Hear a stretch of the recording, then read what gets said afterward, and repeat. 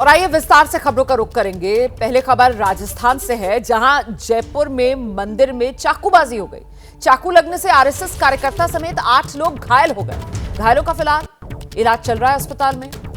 घायलों का मंत्री राज्यवर्धन राठौड़ ने हालचाल जाना है। एहतियातन मंदिर में पुलिस फोर्स तैनात कर दी गई है। दरअसल मौका शरद पूर्णिमा का था। शरद पूर्णिमा के मौके पर मंदिर में खीर बांटी जा रही थी और इसी खीर वितरण के दौरान चाकूबाजी। तो शरद पूर्णिमा के मौके पर खीर का वितरण हो रहा था, खीर बांटी जा रही थी। उसी समय यहां चाकूबाजी मंदिर में हुई।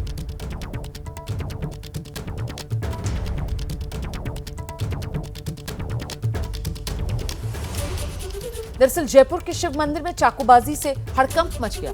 अचानक पहुंचे 2 लोगों ने चाकू से हमला कर दिया। मंदिर में खून के निशान खौफनाक वारदात को बयां कर रहे हैं। इस चाकूबाजी में 8 लोग घायल हुए हैं, जो अस्पताल में फिलहाल भर्ती हैं। खीर बांटी जा रही थी, खीर वितरण हो रहा था और उसी दौरान किसी ने भी इस तरीके के हमले के बारे में तो सोचा भी नहीं होगा। हालांकि अब एहतियातन मौके पर पुलिस फोर्स को तैनात किया गया है। वहीं राज्य के मंत्री राज्यवर्धन सिंह राठौड़ अस्पताल पहुंचे, घायलों से मुलाकात की और इस वारदात का जो आरोपी है नसीब चौधरी, उसका नाम बताया जा रहा है शख्स का। इस बीच आपको यह भी बता देते हैं कि जयपुर के करनी विहार थाना क्षेत्र के रजनी विहार इलाके में यह शिव मंदिर है। यहां नसीब चौधरी अपने बेटे के साथ पहुंचा। पहले तो आरोपी की कार्यक्रम में मौजूद लोगों से किसी बात को लेकर कहासुनी हुई और इसके बाद उसने अपने बेटे के साथ मिलकर खीर वितरण कार्यक्रम में शामिल लोगों पर चाकू से हमला करना शुरू कर दिया।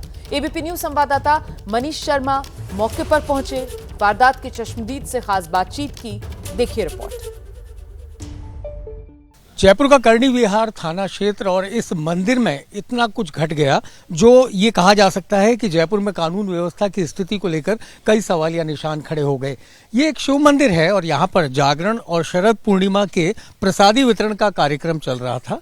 आरएसएस से जुड़े तमाम कार्यकर्ता यहाँ पर भजन कीर्तन और जागरण में शामिल थे। इसी दौरान मंदिर के साथ लगती भूमि पर रहने वाला नसीब चौधरी यहाँ आया और उसने तकरीबन 8 लोगों पर ताबड़तोड़ चाकू से वार कर डाले।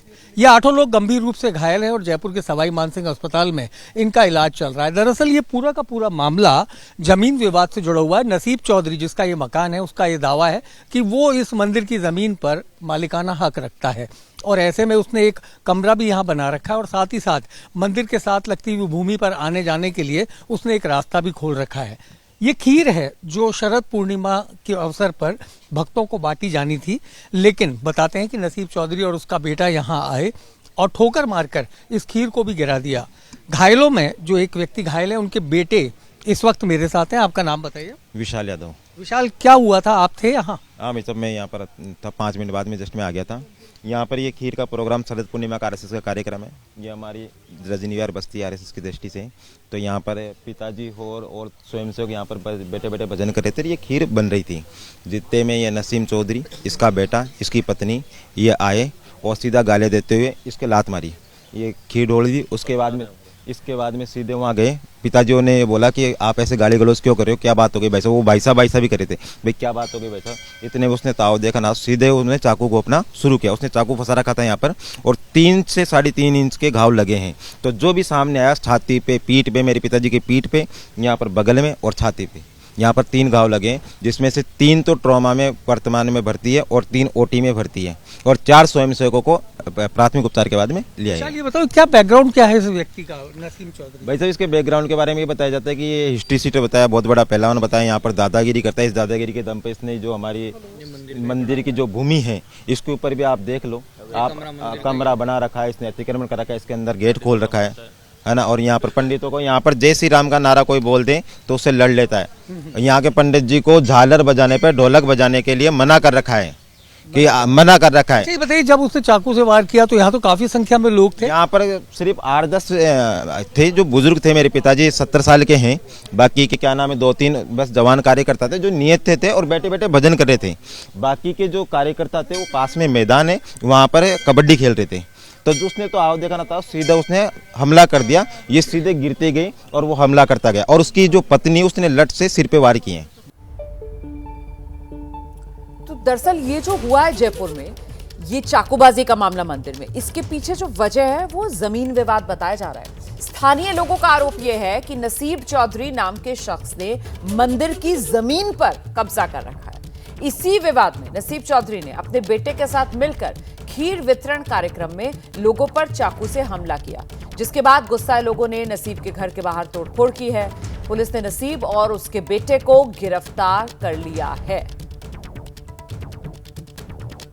ये वो विवादित जगह है जिसे नसीम चौधरी जो पड़ोस में रहता है उसे अपना बताता है। ये जो कमरा है ये मंदिर के क्षेत्र में है और बताते हैं कि इसका रास्ता नसीब चौधरी ने अपने घर के अंदर से बना रखा है। और ये तोड़फोड़ जो देख सकते हैं हम, जब रात को ये घटना हुई उसके बाद लोगों ने इस जगह पर अपना गुस्सा उतारा और तमाम शीशे वगैरह तोड़ दिए। आपका नाम बताएं, क्या घटना पर थे आप? हाँ, घटना पे थे। उमेश उपाध्याय मेरा नाम है। तो यहाँ हम क्या है, हर साल करते हैं, पिछले 5-7 साल से फंक्शन करते आ रहे हैं, 5-7 साल से करते आ रहे हैं, खीर बनाते हैं और सांस्कृतिक कार्यक्रम खेल कूद करते हैं। घटनाक्रम बताइए। हाँ, घटनाक्रम में क्या हुआ, ये आया है, ये हर बार नाटक करता है। यहाँ भी कोई भी कार्यक्रम करते हैं उसको ऑब्जेक्शन होता है, यहाँ क्यों भजन कर रहे हैं या क्यों कीर्तन कर रहे हैं, हनुमान चालीसा करते हैं, आते इसके यहाँ क्यों कर रहे हो, जिसकी बाप की बाप होती है। आते इसने हमारे खीर बनाया, खीर पर लात मारी, इसने खीर में लात मारी तो लोग हम साथ में थे, हमने समझा रहे थे इसको भाई ऐसा क्यों करे। इसने कुछ नहीं सुना, आते चाकू मारना चालू कर दिया। एक इसका बेटा है वो लाठी लेकर, उसने लाठी से वार किया सब पे और चाकू मारता चला गया। ये घटना हुई थी। आप रोकने की कोशिश की ना, रोकने की कोशिश की ना इसको, फिर तो पकड़ लिया, फिर तो और ज्यादा बार। अब तो 10 जने लोगों ने भी पिटाई की उसकी ना, पिटाई तो नहीं कर पाए उसकी। हाँ, फिर पुलिस आई रात? पुलिस तो बहुत लेट बाद में आई है, सब हुआ लिया है पुलिस। तो आपको पता है पुलिस कब आती है। फिर बाद में पुलिस ने कंट्रोल कर लिया, पुलिस का पूरा जाब्ता आ गया, राजदीप जी भी आ गए, अमित कुमार जी भी आ गए, सीपी सब लोग आ गए थे। फिर तो यहाँ सीधे आपको लेकर चलेंगे, हमारे साथ हमारे सहयोगी मनीष शर्मा इस समय मौजूद हैं। जरा उन्हीं से समझते हैं। मनीष, जो अभी शुरुआती नजर में मामला समझ में आ रहा है वो जमीन विवाद से जुड़ा हुआ लग रहा है। ऐसे में क्या ये मामला पहले से ही कोर्ट कचहरी में चल रहा है या नहीं, बस इस जमीन के टुकड़े को लेकर दादागिरी सिर्फ दिखाई जा रही है और उसी के चक्कर में ये चाकूबाजी जो नसीब चौधरी और उसके बेटे ने कर दिया? रोमाना, जमीन किसकी है, नसीब चौधरी की है या मंदिर की, इसको लेकर कोई विवाद किसी भी कोर्ट या कचहरी में इस वक्त दाखिल नहीं है। लेकिन इतना जरूर आसपास के लोग कहते हैं कि नसीब चौधरी आए दिन इस मंदिर के पुजारी को धमकाता है कि आप यहां आरती के समय पर किसी भी प्रकार के वाद्य यंत्र, खासतौर पर आरती घंटे जो बजते हैं, वो उनका उपयोग नहीं करें क्योंकि उनको डिस्टर्ब होता है। बिल्कुल साथ में लगता हुआ मकान है नसीब चौधरी का। और रात को जब घटना हुई तो अपने बेटे भीष्म के साथ पहुंचा। उसने अपनी उंगलियों में एक छोटा चाकू, जिसका फल लगभग 3-3.5 इंच बताया जा रहा है, वो उसको हाथ में पहनकर आया। और उसके बाद जब लोगों ने उससे बातचीत शुरू की, उसने बिना बात किए लोगों पर सीधा हमला शुरू कर दिया। ये मंदिर का हता है जहां पर उस वक्त लोग बैठे हुए थे, खीर वितरण की तैयारी चल रही थी, तब नसीब चौधरी ने इस पूरी घटना को अंजाम दिया। सबसे बड़ी बात ये, वो जो मकान है, जो एक हिस्सा है जिसके बारे में मंदिर से जुड़े लोग ये कहते हैं कि ये मंदिर की भूमि पर बना हुआ है, लेकिन इसके अंदर जाने का रास्ता नसीब चौधरी ने अपने घर के भीतर से बना रखा है। यानी कि बाहरी कोई भी व्यक्ति जो मंदिर में आता है वो इस कमरे के भीतर नहीं जा सकता, केवल नसीब चौधरी और उसके परिवार के लोग इसमें आते जाते रहते हैं। इसके अलावा जो कल भीड़ थी, उसने नसीब चौधरी के घर में जितनी भी गाड़ियां थी उनके भी शीशे तोड़े। काफ़ी मामला बढ़ने के बाद यहाँ पर पुलिस जाब्ता पहुंचा था, दोनों को गिरफ्तार किया गया। जो 6 से 8 लोग घायल हैं, वो उनमें से कोई भी फिलहाल गंभीर नहीं है। चाकुओं की चोट लगी है, लेकिन उनमें से कुछ की माइनर सर्जरी भी हुई है। पुलिस जाब्ता यहाँ तैनात कर दिया गया है। स्थानीय विधायक राज्यवर्धन सिंह राठौड़ भी पहुंचे थे, गोपाल शर्मा जो एक अन्य विधायक है वो आए। अब लोगों की मांग है कि ये जो अवैध निर्माण है इसको बुलडोजर के जरिए गिरा दिया जाए। अब देखना ये होगा कि पुलिस और जो नगर निगम प्रशासन है वो किस प्रकार की कार्रवाई करता है, लेकिन स्थानीय लोगों में इस बात को लेकर काफी गुस्सा है। जी बहुत शुक्रिया आपका मनीष शर्मा। ये गनीमत है कि जो घायल हैं उनकी हालत अब स्थिर बताई जा रही है, सभी खतरे से बाहर बताए जा रहे हैं। देखिए, दिल्ली में दिवाली से पहले ही प्रदूषण खतरनाक स्तर पर पहुंच गया है। दिल्ली की औसतन वायु गुणवत्ता AQI जो है 287 पर पहुंची हुई है और वहीं कई जगहों पर तो ये आंकड़ा 350 को पार कर गया है। हवा के साथ साथ पानी में भी जहर घुला हुआ है। यमुना नदी की तस्वीर भी मैं आपको दिखा रही हूं। ये सफेद रंग का झाग, ये प्रदूषण है, ये गंदगी है जो खत्म होने का नाम नहीं लेती। साल दर साल यही तस्वीर, हवा से लेकर पानी तक दिल्ली में प्रदूषण। देखिए, प्रदूषण पर दिल्ली सरकार ने अब आपात बैठक बुलाई है। दिल्ली के 13 प्रदूषित हॉटस्पॉट को लेकर चर्चा दिल्ली सरकार इस बैठक में करेगी। पर्यावरण मंत्री गोपाल राय ने बैठक बुलाई है। चिन्हित हॉटस्पॉट को लेकर गाइडलाइंस बनाई जाएंगी। हॉटस्पॉट पहले बन गए हैं प्रदूषण के और अब गाइडलाइंस बनाई जाएंगी। हकीकत यही है कि फिलहाल दिल्ली में वायु गुणवत्ता जो है वो दिवाली से पहले ही बेहद खराब श्रेणी में पहुंच गई है। कई जगह तो मामला 350 के पार है। AQI के ये आंकड़े आ रहे हैं, डराने वाले आंकड़े।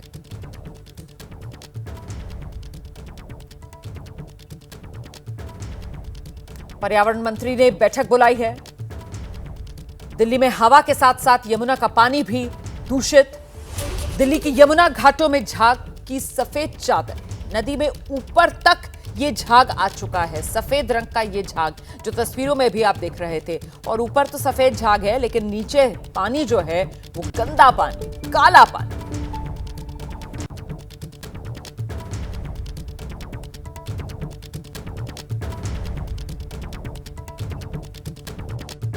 मैं इस वक्त दिल्ली के कालिंदी कुंज में मौजूद हूं, जहां यमुना नदी बहती तो है लेकिन इन दिनों किस तरह सफ़ेद चादर में लिपटी हुई आपको यमुना दिखाई दे रही होगी, ये मेरे सहयोगी मेहरबान सिंह के कैमरे से देख सकते हैं। और बल्कि आपकी नज़र जहां तक जाएगी आपको ये टॉक्सिन्स नज़र आएगा, ये झाग नज़र आएगा जो बिल्कुल सफ़ेद चादर की तरह दिख रहा होगा। लेकिन ये तस्वीर परेशान करती है।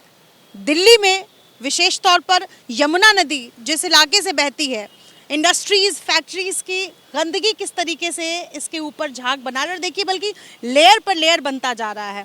और इसके ठीक नीचे आप उम्मीद करेंगे कि यमुना नदी में थोड़ी सी सफाई तो हो। ये देखिए बिल्कुल काला पानी आपको नज़र आएगा और इसी में आपको कई लोग स्नान करते हुए भी नज़र आएंगे। जैसे सामने एक शख्स नज़र आ रहे हैं जो इसी में नहा रहे हैं, क्योंकि यमुना पवित्र मानी जाती है और ऐसे में लोग यहाँ पहुँचते हैं। लेकिन कितनी गंदगी है यहाँ पर, एक तो झाग, ऊपर से पानी कितना गंदा है ये आप देख सकते हैं। और ठीक 20 दिन बाद यहाँ पर छठ पर्व की तैयारियाँ शुरू हो जाएंगी। छठ को लेकर के यहाँ घाटों की सफाई होगी, लेकिन 20 दिन पहले की जो यमुना है वो इस तरह से दिखाई दे रही है। ये देखिए बिल्कुल। अब मैं चूँकि कालिंदी कुंज इलाके में हूँ और इस इलाके से दूसरे हिस्से की तरफ भी अगर आप देखेंगे तो सिर्फ और सिर्फ आपको ऊपर सफ़ेद चादर जैसी दिखाई देगी। ये तस्वीर, ये स्थिति हर साल होती है। हर साल सवाल पूछा जाता है कि यमुना आखिर इस तरह से दिख रही है, इसकी सफाई क्यों नहीं की जा रही है। सिर्फ कोई पर्व हो उस वक्त सफाई कर दी जाती है, कुछ एक घाटों पर सफाई कर दी जाती है, लेकिन स्थिति ऐसी ही रहती है जो इस वक्त नज़र आ रही है घाट से। और आइए सीधे आपको लेकर चलेंगे। हमारी सहयोगी निधि श्री इस समय हमारे साथ मौजूद है। निधि, ये तो वही इमरजेंसी जैसे हालात दिल्ली में एक बार फिर से, हवा से लेकर पानी तक, और अब जब ये हालात खतरनाक बन चुके हैं तब जाग रही है दिल्ली सरकार। बिल्कुल, देखिए आज आपातकालीन बैठक बुलाई गई है और लगभग 18 दिन का वक्त है जब दिल्ली में छठ पर्व शुरू होना है। बिहार पूर्वांचल के लोग बड़ी संख्या में इस आस्था से जुड़े होते हैं और पूजा करने के लिए इन घाटों की ओर रुख करते हैं। और आज की स्थिति में यमुना की तस्वीर किस तरह परेशान कर रही है रोमाना, ये देखिए तमाम जो दर्शक इस वक्त ABP न्यूज़ देख रहे होंगे। और चूँकि ये लेयर अभी आपको कम नज़र आ रहा होगा, थोड़ी देर पहले ही जब हमने ये न्यूज़ दिखाई, ये खबर दिखाई, उसके बाद ये जो आपको ब्रिज के नीचे का जो हिस्सा है, ये जो पानी है ये कुछ डैम से रोक दिया गया है, लिहाजा जो पुराना झाग था वो अब धीरे धीरे बैठता जा रहा है। लेकिन अभी भी आपको बिल्कुल गंदा पानी नज़र आएगा।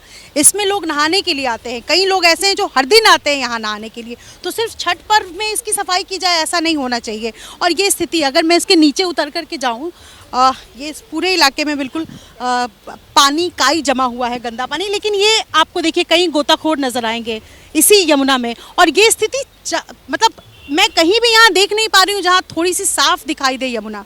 और अब प्रशासन या सरकार कह लीजिए वो सचेत हुआ है, ये भ्रमित करती है। शुरू में अगर आप तस्वीर देखेंगे तो लगेगा कि बिल्कुल सब कुछ जो है वो सफ़ेद चादर, बर्फ़ की गोली की तरह है, लेकिन ये इतना गंदा पानी है। डिटर्जेंट और जब हमने हाथ में लिया तो हाथों में बिल्कुल खुजली सी होने लगी, आंखों में बिल्कुल जलन। तो ये सिर्फ पानी में नहीं बल्कि हवा को भी दूषित कर रही है। इस इलाके में जो ये जो टॉक्सिन्स है, ये जो झागनुमा पानी है, ये तो सवाल पूछा जाना चाहिए सरकार से कि हर साल जो वादा किया जाता है कि हम साफ करेंगे जी, सब कुछ बिल्कुल साफ हो जाएगा, तो इसी तरीके की तस्वीर, और जब मीडिया चैनल्स इस तरीके की तस्वीरें दिखाते हैं तब सरकार जागती है ये तस्वीर देखिए, सब कुछ अभी भी अगर आप अभी देख तो रही मुझे होंगी लगता तो है ये निधि बिल्कुल हमें पूरा इंतजार लेयर जो करना है वो चाहिए, जमा हुआ है। क्योंकि अभी अगले साल के शुरू में दिल्ली में विधानसभा चुनाव है और तब इसी यमुना नदी को लेकर जो आज इतनी गंदी नजर आ रही है, ऊपर वो सफेद एक प्रदूषित झाग और नीचे बिल्कुल गंदा काला पानी, देखिएगा आप किस तरीके से इसी के आंकड़े बताए जाएंगे कि हमने अपने राज्य में कितना इसको साफ कर दिया।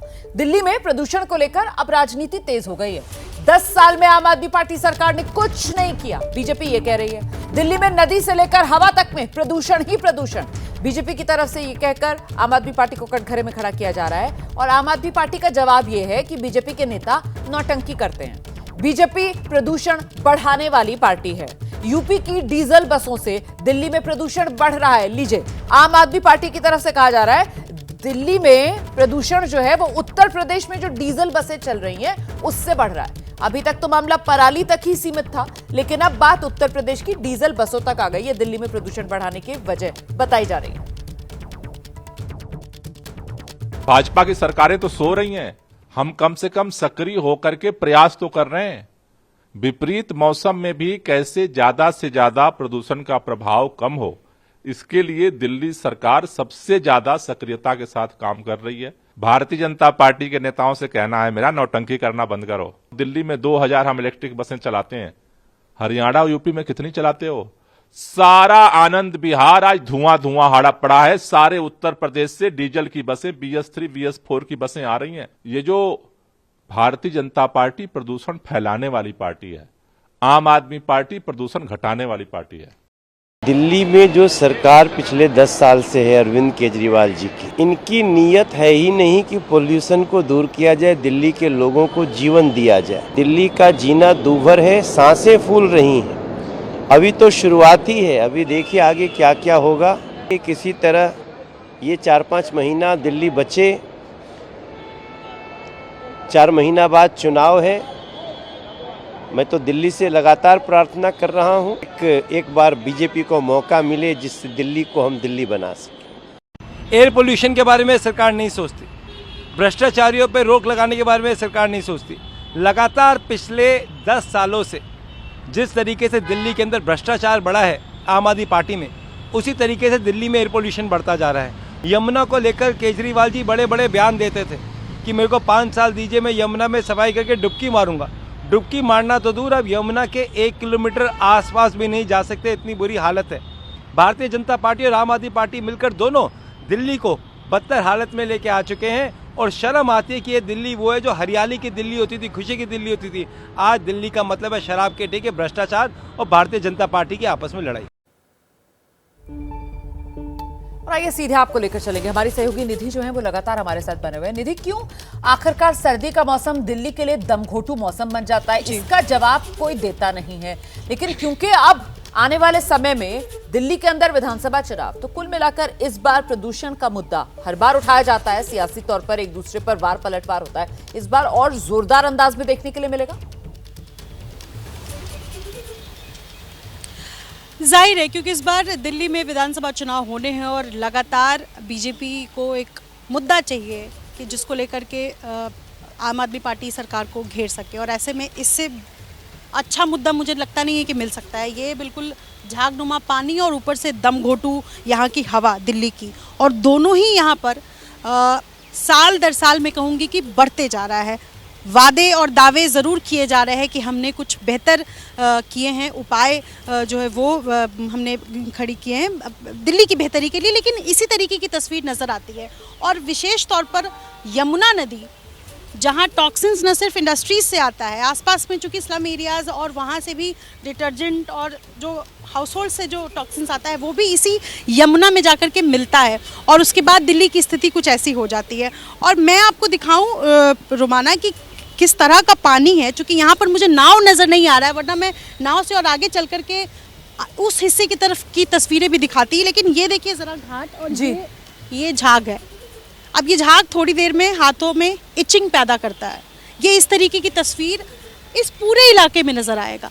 इन घाटों की सफाई होनी चाहिए थी, और ये ऐसे में बहुत सरकार से गंदा सवाल है पूछना और वाजिब है हानिकारक भी है। क्योंकि आप प्लीज इसको ना अपने हाथ से उठाइए और ना इस गंदे पानी में उतरिए। आप कैमरा जो दिखा रहा है वो काफी है और दर्शक समझते हैं, जानते हैं कि आखिरकार ये कितनी गंदगी इस वक्त यमुना नदी में जो नजर आ रही है। दिल्ली का दम घुट रहा है, यमुना प्रदूषित, ये है देश की राजधानी दिल्ली का हाल। बहुत शुक्रिया निधि आपका।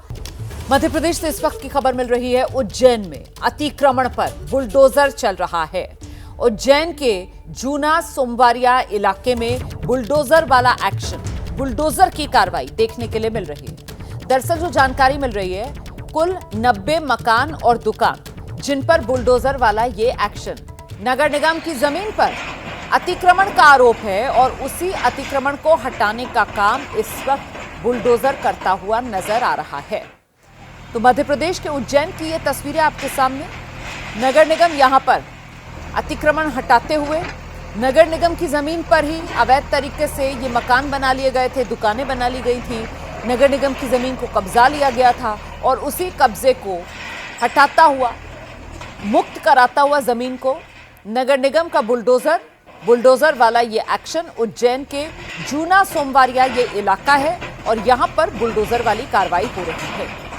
किसी भी तरीके की कानून व्यवस्था में कोई दखल ना पड़े, कोई खलल ना पड़े, इसी को लेकर भारी संख्या में पुलिस बल यहां पर तैनात किया गया है। आप देख रहे हैं बड़ी संख्या में पुलिस बल मौजूद है। पुलिस की मौजूदगी में अवैध अतिक्रमण को हटाने का ये काम, बुलडोजर वाला एक्शन।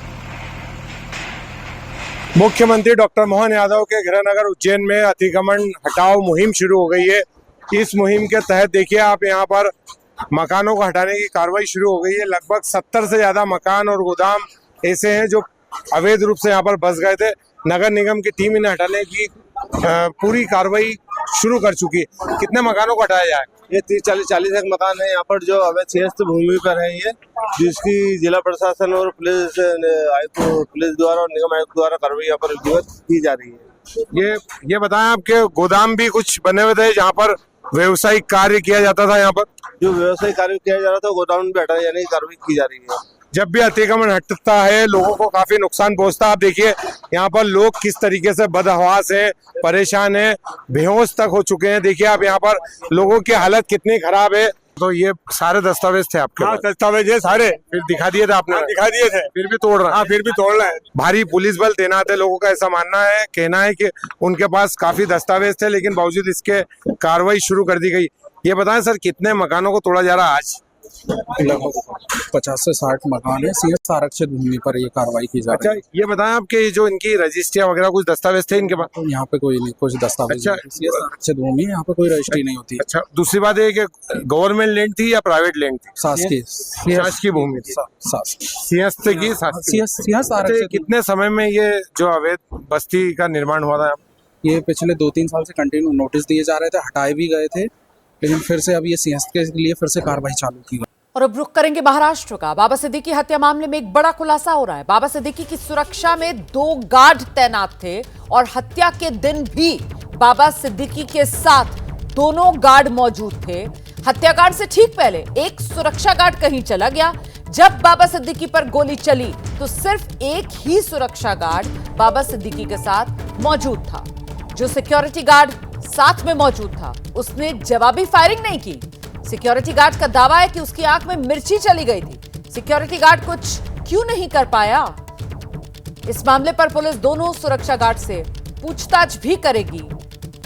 हम सीधे आपको लेकर चलेंगे। हमारे साथ हमारे सहयोगी सूरज ओझा इस वक्त मौजूद हैं। जरा जानते हैं सूरज ओझा से कि ये दोनों सुरक्षा गार्ड और उनकी भूमिका को लेकर क्या बाबा सिद्दीकी के परिवार की तरफ से ही सवाल उठाए जा रहे हैं?